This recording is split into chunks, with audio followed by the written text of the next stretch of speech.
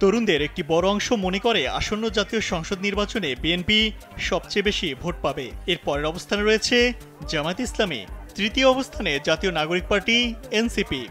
South Asian network on economic modelling সানেমের প্রকাশিত এক জরিপে এমন তথ্য উঠে এসেছে। জরিপে অংশ নেয়া তরুণরা মনে করেন ত্রয়োদশ জাতীয় সংসদ নির্বাচন হলে বিএনপি ৩৮.৭৬% ভোট পাবে, জামাত পাবে ২১.৪৫% ভোট। এছাড়া জাতীয় নাগরিক পার্টি এনসিপি পাবে ১৫.৮৪%, অন্য ধর্মীয় দলগুলো পাবে ৪.৫৯% ভোট, জাতীয় পার্টি পাবে ৩.৭৭% এবং অন্যান্য দল পাবে ০.৫৭% ভোট। সানেমের জরিপে আরও উঠে এসেছে নির্বাচনে অংশগ্রহণের অনুমতি পেলে আওয়ামী লীগ পাবে ১৫.০২% ভোট। জরিপে আরও দেখা গেছে বিএনপিকে ভোট দেওয়ার বিষয়ে গ্রামীণ অঞ্চলের ৩৭.৭২% এবং শহর অঞ্চলে ৩৯.৭৭% উত্তরদাতা আগ্রহ প্রকাশ করেছেন।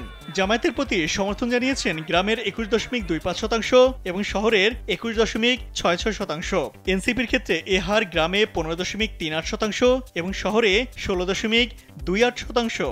দেশের সবকটি বিভাগের উপর চালানো এ জরিপে অংশ নেন ১৫ থেকে ৩৫ বছর বয়সী ২,০০০ মানুষ। প্রথমে ৮টি বিভাগ থেকে ২টি করে জেলা বাছাই করা হয়, এরপর সেখান থেকে আবার ২টি করে উপজেলা নির্বাচন করা হয়।